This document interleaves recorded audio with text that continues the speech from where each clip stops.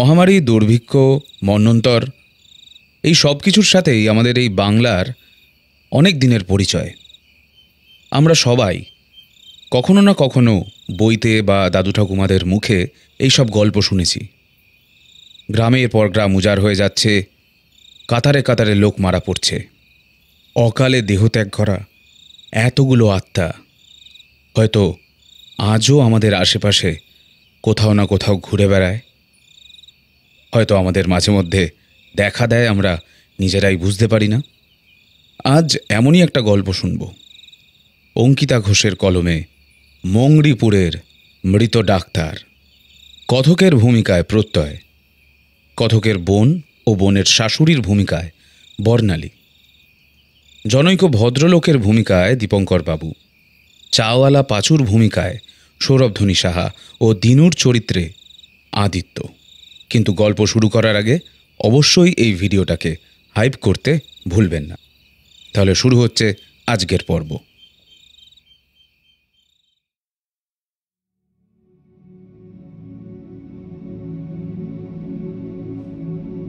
আজ প্রায় কত বছর হয়ে গেল আমার একমাত্র বোনের সঙ্গে আমার কোনো দেখা সাক্ষাৎ হয়নি। সেই যে বিয়ে দিয়ে বোনকে শ্বশুরবাড়ি পাঠিয়েছিলাম, তারপর সেই অষ্টমঙ্গলার সময়ই যা বোনকে চোখের সামনে দেখেছিলাম, সেই দিনকের পর থেকে মেয়েটা একবারের জন্য আমার মুখোমুখি হয়নি। যদিও এতে ওর কোনো দোষ নেই। ওর শাশুড়ি হলেন এক নম্বরের চাঁদরেল মহিলা। তার কথা মতোই চলতে হয় তার পুরো পরিবারকে। তার কথাই শেষ কথা, কেউ তার সঙ্গে কোনো বিষয়ে তর্ক করে না। এখনো আমার মনে আছে, অষ্টমঙ্গলার পর আমি যেদিন বোনকে ওর শ্বশুর বাড়িতে ছাড়তে গিয়েছিলাম, সেদিন ওর শাশুড়ি আমায় ডেকে বলেছিলেন, শোনো বাছা, কয়েকটি বছর কিন্তু আমি তোমার বোনকে বাপের বাড়ি যেতে দিব না, আর তুমিও ওকে দেখতে এসো না। আসলে মেয়ে মানুষের মন তো এই সময় খুব চঞ্চল থাকে। বাপের ঘরের মোহ না কাটালে শ্বশুর বাড়িতে মন টিকবে কি করে বলো? এই কথা শোনার পর ইচ্ছে থাকলেও কোনো দিন বোনের সঙ্গে দেখা করতে যেতে পারিনি। মাঝে মাঝে বোনের সঙ্গে দু একটা চিঠিপত্রের লেনদেন হয়েছে ঠিকই, কিন্তু শেষ চিঠিতে ও লিখেছিল, প্রিয় দাদা, আমার শ্বশুর বাড়ির লোকেরা, বিশেষত আমার শাশুড়ি ঠাকুরন, তোমার সাথে এই চিঠিপত্রের লেনদেনও করতে দিতে চান না। জানি না তোমায় আর চিঠি লিখতে পারবো কিনা। আজ তোমার জামাই লুকিয়ে লুকিয়ে কাগজ কলম নিয়ে এসে চিঠি লিখে তোমার ব্যাপারটা জানিয়ে দিতে বলেছেন। তুমি চিন্তা করো না, আমি ভালো আছি, খুব তাড়াতাড়ি দেখা হবে। ইতি তোমার বোন মালতী। এই চিঠিটা পড়ে আমার খুব দুঃখ হলো। ছোটবেলা থেকে আমরা একসাথে মিলেমিশে বড় হয়েছি। আমাদের মা বাবা মারা যাওয়ার পর আমরা দুজনেই ছিলাম দুজনের একমাত্র আশা আর ভরসা। এই বোনকে আমি আগলে আগলে রেখেছি চিরকাল। সেই বোনের ঘটা করে বিয়ে দেওয়ার পরও এই রকম অবহেলা সহ্য করতে হবে আমায়, তা আমি ভাবতে পারিনি। বোনও কি প্রতিবাদ করতে পারে না? প্রচণ্ড অভিমান হলো।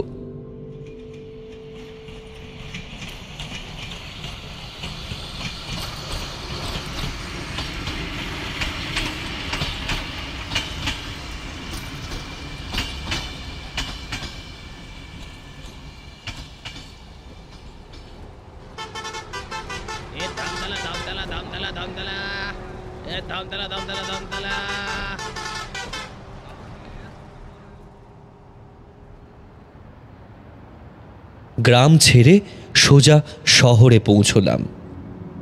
পেশায় আমি একজন ডাক্তার। কলকাতার একটা সরকারি হাসপাতালে আমি প্র্যাকটিস শুরু করলাম। বাদুর বাগানে একটা বাড়িতে ভাড়া নিয়ে থাকতেও শুরু করলাম।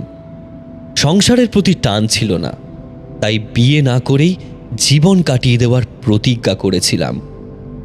প্রথম প্রথম কয়েকটা বছর বেশ চলল। এই কয়েক বছরে বোনের কথা খুব মনে পড়লেও ওকে একটাও চিঠি লিখিনি। এমনকি কলকাতার ঠিকানাটুকুও ওকে জানাইনি। কিন্তু আজ আমার মনটা নরম হয়েছে। বোনের কথা খুব মনে পড়ছে। তার একটা কারণ আছে বই কি, তবে সেই কারণটা গল্পের শেষেই বুঝতে পারবেন। প্রথমেই উপসংহার বলে দিলে কেউ সূচিপত্র খুলে দেখে না, তাই এই ভুলটা আমি করব না।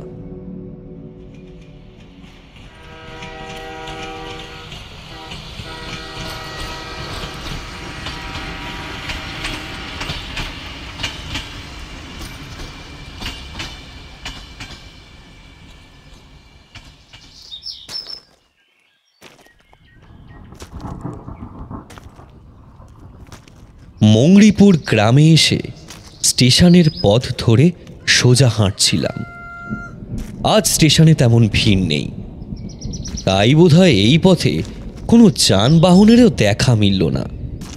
এমনিতেও আকাশের অবস্থা ভালো নয়, সকাল থেকে খুব বৃষ্টি হয়েছে। বিকেলের পর থেকেই আবহাওয়াটা ভীষণ স্যাঁতস্যাঁতে। মেঘের অবস্থা দেখলেও বোঝা যাচ্ছে যে কোনো সময় এই মেঘ আছড়ে পড়তে পারে। আমি আজ থেকে অনেক বছর আগে এদিকে এসেছিলাম, সেই বোনের বিয়ের সময়। অর্থাৎ এই মংরিপুর গ্রামেই রয়েছে বোনের শ্বশুর বাড়ি। তবে এখনো কি তারা এখানে থাকে? এতদিন তো কোনো খোঁজ খবরে নেওয়া হয়নি। আর যদি থাকেও, পথ চিনে কি তাদের বাড়ি অবধি পৌঁছতে পারবো? ভোরের আগে যে আমায় যেন তেন প্রকারে ফিরতে হবে।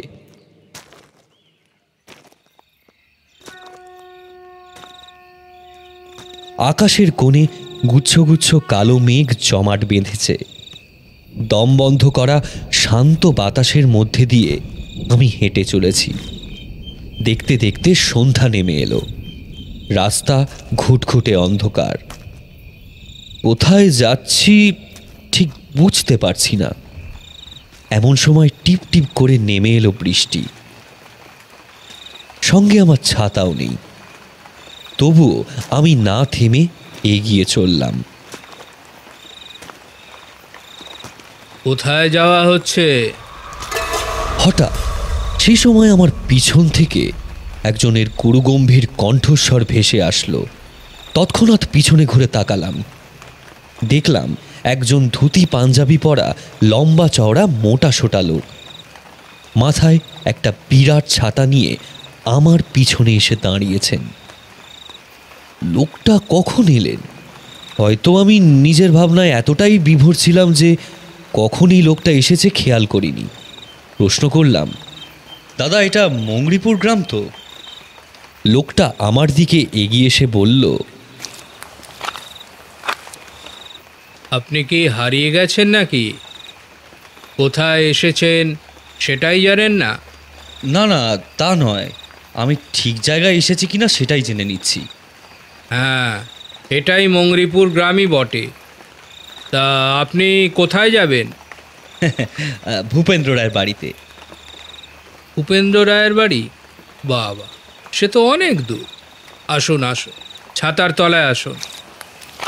সাধারণত অচেনা মানুষের গা ঘেঁষাঘেঁষি করে চলতে আমার ইচ্ছে করে না, কিন্তু এখন আর তো কোনো উপায় নেই। কাজেই ভদ্রলোকের ছাতার তলায় ঢুকে দাঁড়ালাম। ভূপেন্দ্র রায় তো অনেক দিন হলো মারা গেছে। সে কি? উনি তো আমার বোনের শ্বশুরমশাই ছিলেন। মালতী মা আপনার বোন? ভদ্রলোক খুব উত্তেজিত হয়ে প্রশ্নটা করলেন। আমি বললাম, হ্যাঁ। ও তো 2-3 বছর ধরে আপনাকে খুঁজে চলেছে। খুব ভালো মেয়ে, একেবারে লক্ষ্মী প্রতিমা। আমি ভ্রু কুঞ্চিত করে প্রশ্ন করলাম, আমায় খুঁজছে কেন? ওর শ্বশুর মারা যাওয়ার কিছুদিনের মধ্যেই শাশুড়িও মারা যান। তারপর থেকেই আপনার বোন আপনাকে হন্যে হয়ে খুঁজে চলেছে। শুনেছিলাম আপনার গ্রামের বাড়ি বন্ধ করে আপনি অনেক বছর নিরুদ্দেশ হয়ে গেছিলেন। কোথায় ছিলেন আপনি একদিন? আমি তো আমার পেশার খাতিরে কলকাতায় চলে গিয়েছিলাম। আচ্ছা আচ্ছা। আমি একজন ডাক্তার, ওখানে আমি প্র্যাকটিস করি। আমার সঙ্গে মেলামেশা মালতীর শাশুড়ি খুব একটা মানে পছন্দ করতেন না। তাই ইচ্ছে থাকলেও ওর সঙ্গে এতদিন কোনো কথা বলার উপায় হয়ে ওঠেনি। আজ এক প্রকার বাধ্য হয়ে এসেছি। ও, কিন্তু আপনার মুখে এই কথা শুনে মনটা ভরে গেল। বোনটার ওপর অযথাই রাগ করেছিলাম। বেচারি আমায় খুব ভালোবাসতো। আলবাত ভালোবাসতো শুধু নয়, বরং এখনও ভালোবাসে। চলুন, আমি ওদের বাড়িতে নিয়ে যাচ্ছি আপনাকে। আমিও ওদিক পানেই থাকি কি না। বেশ, চলুন তাহলে। রাতে কাজ মিটিয়ে ফেলে সকালবেলায় আমাকে আবার রওনা দিতে হবে। হ্যাঁ, সকালে তো একটাই ট্রেন আছে হাওড়ার। তবে এতদিন পর আপনাকে পেলে ওরা এত সহজে ছাড়বে না। চলুন চলুন, এবার একটু পা চালিয়ে যাওয়া যাক।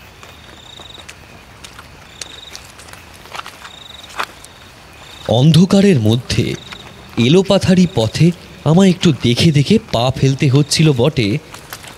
যাই হোক, আমরা এগিয়ে পড়লাম। মিনিট 5 হয়েছে সবে। এমন সময় হুড়মুড় করে যে পরিমাণ বৃষ্টি নামলো আর তার সাথে যে পরিমাণ হাওয়া চলতে লাগলো, তাতে ছাতা নিয়ে এগোনো অসম্ভব হয়ে উঠল। ভদ্রলোক বললেন, এই বৃষ্টিতে এগোনো যাবে না।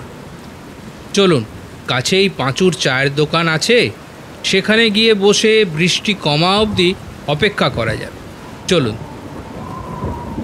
কিছু দূর গিয়ে একটা ছোট্ট চায়ের গুমটিতে আমরা ঢুকে পড়লাম। চায়ের দোকানের মালিক পাঁচু তখন চুপচাপ বসে বৃষ্টি দেখছিল। আমাদের ঢুকতে দেখেই সে ধড়মড় করে উঠে চিৎকার করে বলল, কে আপনারা? আমার সঙ্গী ভদ্রলোক বললেন, তুই যা ভাবছিস আমরা সেটা নই। বললেই হবে, আমি বোকা নাকি? আমি তো রীতিমতো অবাক। লোকটা বলে কি? পাগল টাগল নাকি? আমার সঙ্গে থাকা লোকটাও এবারে বিরক্ত হয়ে বলল, আরে ঘাটের মরা পাঁচু, দেখ ঠিক করে, আমার চিনতে পারছিস না? হ্যারিকেনের আলো বাড়িয়ে দেখতেই পাঁচু হেসে উঠল। বুঝলাম ও নিশ্চয়ই ভদ্রলোককে চিনতে পেরেছে। মুখে কিছুটা নিশ্চিন্ত ভাব দেখা দিল পাঁচুর। কিন্তু তৎক্ষণাৎ আমার দিকে সন্দেহের দৃষ্টি ফেলতেই আমার পাশে দাঁড়ানো ভদ্রলোক বললেন, আরে ওকেও ভয় পেতে হবে না, তুই তাড়াতাড়ি 2 কাপ চা নিয়ে আয় দেখি। পাঁচু হাসি মুখে বলল, আপনারা বসেন, আমি চা এনে দিচ্ছি। আমরা দোকানের সামনে রাখা একটা বেঞ্চি দখল করে বসলাম। এমন সময় মেঘের গর্জন সমেত আরও জোরে বৃষ্টি শুরু হলো। দূরের গাছগুলো হাওয়ায় ইতি উতি দুলে উঠল। হুহু করে বয়ে চলল হাওয়া। আমরা দোকানের ছাউনির নিচে নিজের মাথা মাছিয়ে বসে রইলাম। এমন সময় পাঁচুর বানানো কড়া চায়ের গন্ধ নাকে আসতেই মনটা ভরে গেল।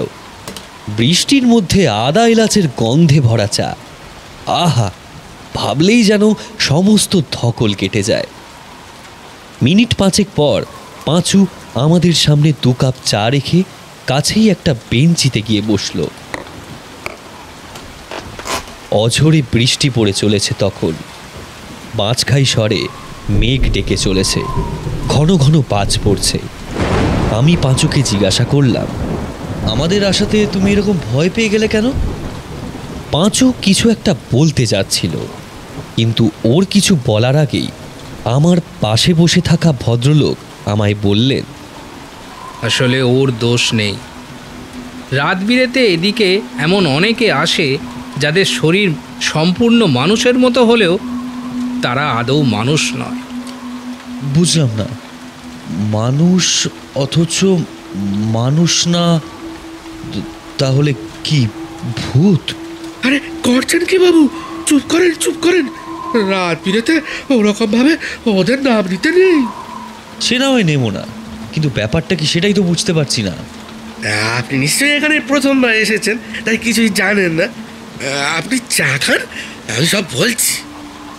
হুম, তোকে বলতে হবে না, আমি বলছি সব। ভদ্রলোক চায়ে লম্বা চুমুক দিয়ে বলতে শুরু করলেন।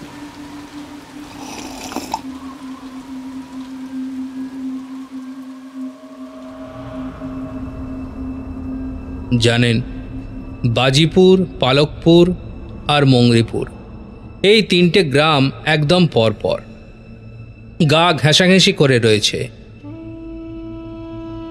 এই বছরখানেক আগে প্রথম বাজিপুরে কলেরার প্রকোপ লক্ষ্য করা যায়। প্রথম ব্যাপারটা অল্পের ওপরই ছিল, কিন্তু ক্রমেই গ্রামের প্রত্যেকটা বাড়িতেই ছেয়ে যায় এই কলেরা নামক সংক্রামক অভিশাপ। লোকের পর লোক লাইন দিয়ে মরতে থাকে। ধীরে ধীরে গোটা গ্রামের মানুষ এই রোগে আক্রান্ত হয়ে মরে যায়। গোটা গ্রাম উজাড় হয়ে যায়। এরপরে এই মাস 6 আগে পালকপুরের ঘরে ঘরে দেখা দিল এক মহামারী। সেখানেও সেই এক কাণ্ড। দিনের পর দিন চেষ্টা করেও একটাও লোককে বাঁচানো গেল না। গোটা গ্রাম উজাড় হয়ে গেল। এখন ওই দুটো গ্রামকে একসাথে জোড়া কলেরা গ্রাম বলা হয়। আমাদের এমনিতেই ভয় ধরে গেছে। আর জানেনই তো, এই রোগ মারাত্মক সংক্রামক। এখনো অবধি এই গ্রামে কারো কলেরা হয়নি, কিন্তু হলে কি অবস্থা হবে ভাবতে পারছেন? এই গ্রামেও কেউ বাঁচবে না। এই ভয়ে তো কত লোক এই গ্রাম ছেড়ে পালিয়ে গেছে। একেই বিপদ ছিল, তারপর এই সব কিছুর মধ্যেই আমাদের গ্রামে এক অন্য বিপদ এসে হানা দিল। কি বিপদ? প্রশ্ন করলাম আমি। ভদ্রলোক নিচু স্বরে বললেন, হঠাৎ আমাদের গ্রামে ওই গ্রামগুলো থেকে কেউ না কেউ চলে আসে। চলে আসে মানে? এই তো বললেন গ্রাম দুটো উজাড় হয়ে গেছে। সেটাই তো হলো গে কথা। তাহলেই ভাবুন, ফাঁকা গ্রাম থেকে কে আসবে তারা ছাড়া? এখন রাত বিরেতে মানুষজন দেখলে আমাদের ভয় করে। এই গ্রামের প্রায় প্রত্যেকেই ওই গ্রামের ভূতেদের কবলে পড়েছে। এই তো এই পাঁচুর সঙ্গে গতকালই তো একটা ঘটনা ঘটে গিয়েছে। কিরে পাঁচু, বল না, ওই ব্যাপারখানা না হয় তুই খুলে বল। পাঁচু এতক্ষণ চুপ করে বসে কথা শুনছিল। এবারে কিছু বলার সুযোগ পেয়ে সে বলতে শুরু করলো। এখন তো বর্ষাকাল, উড়োদুরি দিয়ে সবক্ষণ লেগেই রয়েছে বৃষ্টি। আমার চায়ের দোকান 24 ঘন্টা খোলাই থাকে। সকালে আমার বউ চালায়, আর রাতে আমি। গতকাল ঠিক এরকম সময় আমি দোকানে বসে আছি।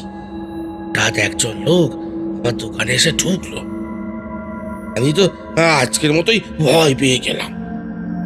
ব্যারিকেডের আলো বাড়িয়ে চিৎকার করতে যাচ্ছি, অমনি দেখলাম সামনে দাঁড়ানো লোকটা আমার বন্ধু। ওর নাম দিনু। আমি তো ওকে দেখে অবাক হয়ে গেলাম। আসলে প্রায় 10 বছর পর ওকে দেখলেন কিনা। ছোটবেলায় জানেন আমরা একসাথে খেলা করেছি, লোকের বাগানের ফুল চুরি করেছি, লোকের গাছের আম জাম পেয়ারাকে তাক করে গুলতি দিয়ে ঢিল ছুঁড়ে মেরেছি। আর সে কত কি করেছি সেসব আর কি বলবো। ওর মা বাবা আমাদের গ্রামেরই একটা বাজির কারখানায় কাজ করত। ওখানে কি একটা গন্ডগোলের জন্য আগুন লেগে যায়, ওর মা বাবা সেখানে মারা যায়। তারপর কিছুদিন ও একা একাই ছিল। তারপর ওর কাকানা জ্যাঠা এসে ওকে নিয়ে চলে গেল। কাল অনেকদিন পর ওকে দেখে আমি তো আনন্দে ওকে জড়িয়ে ধরলাম। কিন্তু কি বলবো বাবু, ওর শরীরটা না বরফের মতো ঠান্ডা। কিন্তু আমি তখন ব্যাপারখানা অত আমল দিলাম না। আমি ওকে বসিয়ে তাড়াতাড়ি 1 কাপ গরম চা দিলাম। দিব্য কথা বললো আমার সঙ্গে, গল্প করলো, পুরোনো দিনের কথা বললো। তারপর এক সময় হঠাৎ বসে বসে কেঁদে উঠলো। আমি জিজ্ঞাসা করলাম, ওই দিনু দিনু, কি হয়েছে? তুই কাঁদছিস কেন রে? খুব খুব খুব কষ্ট পাচ্ছি রে। কিসের কষ্ট? পাঁচু দেখ, ছোটবেলা আমি বাবা মাকে হারালাম। তারপর তারপর কাকা আমায় নিজের কাছে নিয়ে গেল। কয়েক বছর আগে কাকাও মারা গেল। তারপর তারপর তো জানিসই তো তুই, আমার একা একা থাকার অভ্যেস নেই, তাই বিয়ে করেছিলাম। 1 বছরের মধ্যে আমার একটা ছেলেও হলো। বেশ সুখেই ছিলাম জানিস পাঁচু। হঠাৎ আমার কাছ থেকে ভগবান আমার বউ বাচ্চাকেও কেড়ে নিল। কেড়ে নিল মানে? এই তো মাসখানেক আগে আমার বউয়ের কলেরা হলো। ডাক্তাররা ওকে নিয়ে চলে গেল জানিস। তারপর খবর পেলাম যে আমার বউ মারা গেছে। তারপর তারপর আমার ছেলেরও কলেরা হলো, ও মরে গেল। আমি আমি খুব কাঁদলাম। ভগবান যে কেন আমায় নিল না, আমি এইভাবেই দুঃখ করছিলাম। কিন্তু কিন্তু হঠাৎ আমার মনের ইচ্ছেও একদিন পূরণ হলো। আমারও কলেরা ধরা পড়লো। এই দিন 7 আগে আমিও মরে গেলাম। কিন্তু কিন্তু পাঁচু, কেন জানি না মরে গিয়ে বউ আর ছেলেকে আমি তাও খুঁজে পাচ্ছি না। তুই তুই তুই তুই দেখেছিস ওদের? হ্যাঁ, কোনোদিন কি এখানে এসেছে? আমার চোখ ফেটে জল চলে এলো, কিন্তু তাও ভয়তে আমার দাঁতে দাঁত লেগে গেল। আমি বললাম, তুই এরকম আর কি মারছিস কেন দিনু? আর বউ ছেলেকে নিয়ে আর কি কেন মারবো ভাই? আমার কাকার বাড়ি তো বাজিপুরে, তোর মনে নেই? ছট করে মনে পড়লো, সত্যি তো, দিনুর কাকার বাড়ি ছিল বাজিপুর গ্রামে। তখনও বিশ্বাস হয়নি দিনুর ওপর। বারবার মনে হচ্ছিল হয়তো কিছু ভুল হচ্ছে ওর। বউ বাচ্চাকে হারিয়ে হয়তো পাগল হয়ে গেছে। কিন্তু তবুও এখানে ওর সঙ্গে বসে থাকা আর সম্ভব নয়। আসলে মানুষ আর তিনাদের মধ্যে একটা তফাৎ থাকাই ভালো। আমি তাই আস্তে আস্তে উঠে দাঁড়িয়ে ওর থেকে একটু সরে দাঁড়িয়ে বললাম, তুই এখন যা দিনু, ওর জন্য তো আমারও কলেরা হতে পারে।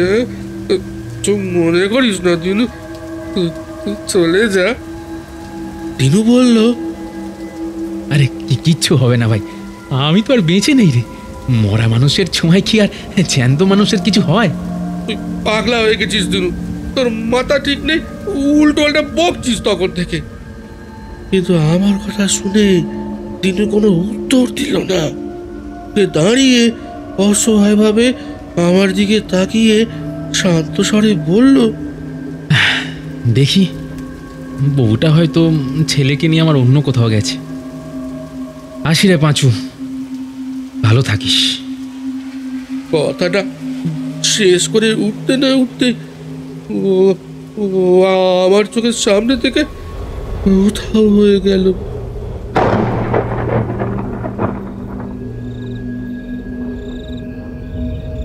আমি চুপ করে বসে রইলাম। আমার পাশে বসা ভদ্রলোক আমার কপালে ফোঁটা ফোঁটা ঘাম জমতে দেখে আমায় হালকা করার জন্য বললেন, আরে আপনি এত চিন্তা করবেন না, আমরা কিন্তু ভূত নই। এই গ্রামে এখনো কলেরা হয়নি কারো। আমি কোনো কথা না বলে চুপ করেই বসে থাকলাম। ঘড়িতে তখন রাত 3:30। বৃষ্টিটা ধরে এসেছে। ভদ্রলোক বললেন, চলেন চলেন, ওঠেন, আপনার বোনের বাড়ি যেতে হবে তো। আচ্ছা, তার আগে একটা কথা বলুন তো, আপনি কি শহর থেকে আজই এলেন? না, আসলে আপনার সঙ্গে কোনো ব্যাগপত্র দেখছি না তো, তাই আর কি। আমি হেসে বললাম, না না, আজ আসিনি। আমি তো এসেছি মাস 6 আগে। মাস 6 আগে? তা ছিলেন কোথায়? এই তো পাশের গ্রামে, পালকপুর। আমার পাশে বসে থাকা ভদ্রলোকের হাত কেঁপে উঠল। পাঁচু কোনো কথা বলতে পারল না। চোখ গোল গোল করে আমার দিকে তাকিয়ে রইল কেবল।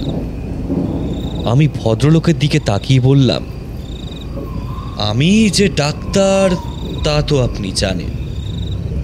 আজ থেকে 6 মাস আগে আমাদের হসপিটালে কয়েকজন ডাক্তারকে পালকপুরে পাঠানো হয়েছিল এখানের অবস্থা সামাল দিতে। আমাদের ছোটখাটো ক্যাম্প করা হয়েছিল ওই গ্রামে। রোগী যখন বাড়তে লাগলো তখন আমরা ওই গ্রামের পুরনো স্কুল বাড়িতে সকলের থাকার ব্যবস্থা করলাম। বহু লড়াই করে যাওয়া সত্ত্বেও আমরা কাউকে বাঁচিয়ে উঠতে পারছিলাম না। এর মধ্যে একটা সর্বনাশ হলো। কয়েকজন ডাক্তার আর নার্সেরও কলেরা ধরা পড়ল। আমরা বাকিরা মিলে অনেক চেষ্টা করলাম, কিন্তু সবশেষে আমাকে নিয়ে প্রত্যেক ডাক্তারের কলেরা ধরা পড়ল। যথাযথ চিকিৎসার অভাবে আমরা সবাই মারা গেলাম। তারপর সকলের মতো আমিও অতৃপ্ত আত্মা হয়ে ঘুরে বেড়াচ্ছিলাম। মরে গেলে সঙ্গে সঙ্গে কিছু মনে পড়ে না। এক একজন আত্মার এক এক সময় অতীত মনে পড়ে। আমার সব কিছু মনে পড়তে এতটা সময় লাগলো। প্রথমে বোনের মুখটা মনে পড়ল, কিন্তু ওর নাম ধাম ঠিকানা কিছুই মনে পড়ল না। আজ যখন সব কিছু মনে পড়ে গেল তখন আমি চলে এলাম এই গ্রামে। সকালবেলা শরীর ধারণ করা যায় না, তাই সন্ধ্যাবেলায় আমি শরীর ধারণ করেই এই গ্রামের পথে হাঁটছিলাম, কিন্তু কিছুই চিনতে পারছিলাম না। আপনি না থাকলে তো এত দূরও আসতে পারতাম কিনা সন্দেহ। এমনিতেই আমার মনে একটা ভাবনা ছিল, বোনের কাছে সব সত্যি বললে নয় ও ভিমরি খাবে, আর না হয় খুব ভেঙে পড়বে। কিন্তু আপনাদের কাছে পেয়ে আমি ঠিক করেছি আমি আর বোনের কাছে যাব না। আপনারাই বরং বোনকে সমস্ত কথা জানিয়ে দিন। আর দয়া করে একটা কথা বলবেন, মরার পর লাশটা আমার এখনো পড়ছে। মুখাগ্নি নয় নাই বা হলো, কিন্তু আমি ব্রাহ্মণের ছেলে। আমার শ্রাদ্ধ না হলে আমার যে মুক্তি হচ্ছে না। বাবা মা কেউ নেই আমার। এই কাজটা ওকেই দায়িত্ব নিয়ে করতে হবে। আজ আমি এতটুকুই বলতে এখানে এসেছিলাম। এই কাজটা যদি আমার হয়ে আপনারা করে দেন তাহলে খুব ভালো হয়। আপনি কি মজা করছেন আমাদের সঙ্গে? মজা করার উপায় থাকে না ভূতেদের কাছে। আত্মারা মজা করতে পারে না। আমি কেবল হাত জোর করে অনুরোধ করছি, আমার মৃত্যুর খবরটা ওকে দিয়ে দেবেন। অনুগ্রহ করে বলবেন যাতে আমার শ্রাদ্ধটা যেন সময় মতো করে দেয়। আমার মৃত্যু হয়েছিল 21শে শ্রাবণ, সময় দুপুর 2টো। ওরা দুজনেই চুপ করে আমার দিকে তাকিয়ে রইল।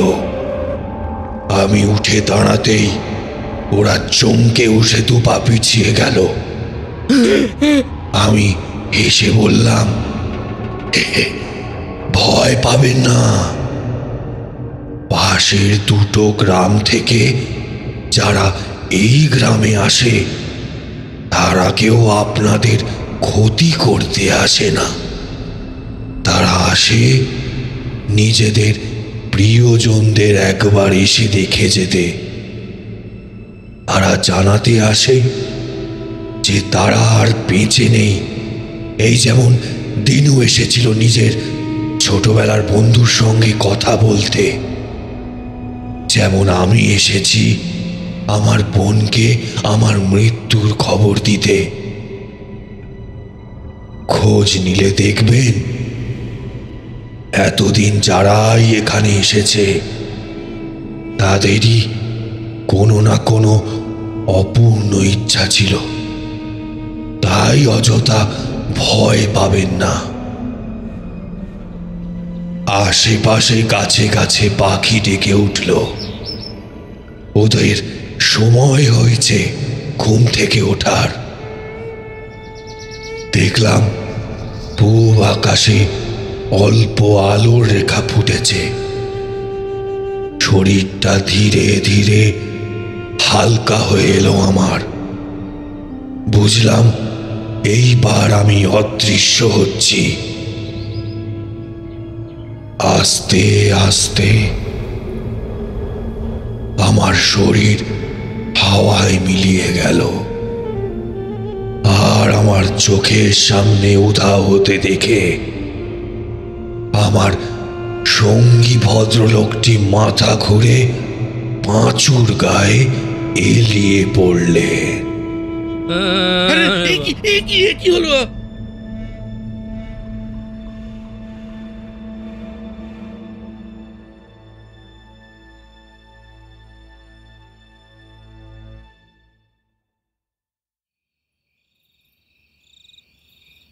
শেষ হলো অঙ্কিতা ঘোষের লেখা গ্রাম বাংলার ভূতের গল্প মুংরিপুরের মৃত ডাক্তার।